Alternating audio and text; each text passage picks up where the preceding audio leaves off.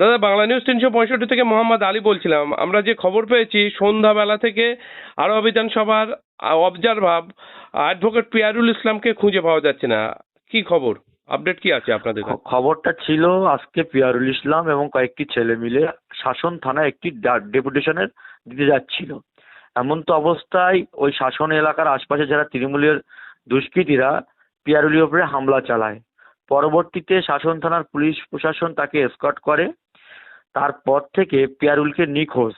আমরা যেটুকু খবর পাচ্ছি, পিয়ারুলকে এখনো পর্যন্ত থানাও বলছে আমরা জানি না, এবং আমরা মনে করছি তৃণমূল এবং প্রশাসন উভয়ের মদতে পিয়ারুলকে কোনো একটা জায়গায় ওরা হামলার পরিকল্পনা করছে।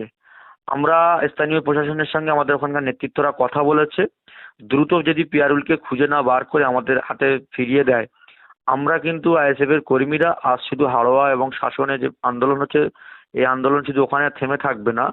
আগামী কাল থেকে যদি পিয়ারুলকে না আমরা পাই, বা যদি ওকে না আদৌ কোথায় আছে যদি না পুলিশ যদি খোলাসা না করে, আমরা কিন্তু তীব্র আন্দোলন করব। শুধু ভাঙড়ের মধ্যে আন্দোলন সীমা থাকবে, ভাঙড়ে আসবে, ভাঙড়ে আন্দোলন হবে। এর পাশাপাশি আমাদের যেখানে যা সংগঠন আছে এভাবে আন্দোলন হবে। আপনারা জানেন, আর হাতে গোনা কয়েকদিন পরেই আমাদের পার্টির প্রতিষ্ঠা দিবস 21শে জানুয়ারি। কলকাতার চলো যে আমরা ডাক দিয়েছি, আমাদের নেতৃত্বরা যেভাবে এলাকায় মিটিং সিটিং করে বেড়াচ্ছে, প্রস্তুতি নিচ্ছে, শাসক ভয় পেয়েছে। সেই কারণে শুধু পিয়ারুল নয়, প্রত্যেকটা বুথে বুথে এরকম তৃণমূল আশ্রিত দুষ্কৃতীরা ঝম্বল করে আমাদের কর্মীদেরকে কেশ কাবারি খাওয়ানোর চেষ্টা করছে বা করেছে অনেক জায়গায়। ঠিক তদ্রূপ হাড়োয়ার আর একটা মুখ পিয়ারুল ইসলাম, তিনি শুধু শিক্ষা যোগ্যতা, তিনি একটা অ্যাডভোকেট, উকিল সাহেব, তার যথেষ্ট জনপ্রিয়তা আছে। ওই জন্য ওরা পিয়ারুলকে প্রাণে মারার চেষ্টা করছে। পিয়ারুলকে ওরা নিখোঁজ করে কিডন্যাপ করেছে বলে আমরা মনে করছি। আমরা প্রশাসনের সঙ্গে কথা বলেছি, যদি আজকের মধ্যে যদি পিয়ারুলকে না খুঁজে পাওয়া গিয়েছে, আমরা কিন্তু এই আন্দোলন ভাঙড় থেকে শুরু করে বিভিন্ন প্রান্তে আমাদের জেলার কোনায় কোনায় বিভিন্ন বিধানসভায় আমাদের কিন্তু এই আন্দোলন চলবে। আমরা দেখেছি বিগত আইএসএফ এর প্রতিষ্ঠাতা দিবসকে বানচাল করার মানে সর্বস্তর পর্যন্ত চেষ্টা করা হয়েছিল এবং চেষ্টা অনেকটা সফল হয়েছিল। এবারেও কি সেই চেষ্টা চালানো হচ্ছে যাতে একেবারে শহীদ মিনার মঞ্চে না বিধায়ক নওশাদ সিদ্দিকী উঠতে পারে, তারই একটা ট্রেলার চলছে কি? একদম একদম, আপনি ঠিকই ধরেছেন। আপনারা জানেন ভাঙড়ে আজ কয়েকদিন যাবৎ এরকম দেয়াল লেখা কেন্দ্র করে ঝামেলা, বিভিন্ন আমরা প্রস্তুতি নিচ্ছি আমাদের ছেলে, সেখানে ঝামেলা।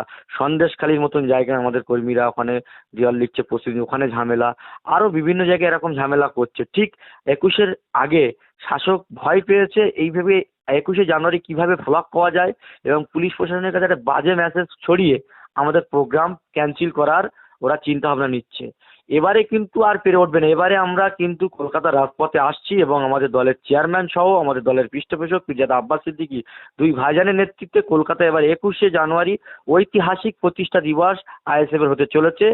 যতই ওরা বাধা দেখ, কিন্তু আইএসএফ আর থেমে থাকবে না। ওকে, ধন্যবাদ আপনাকে। আমাদের সঙ্গে এতক্ষণ জুড়ে ছিলেন আইএসএফ এর একমাত্র জেলা পরিষদ রায়নুর রহমান।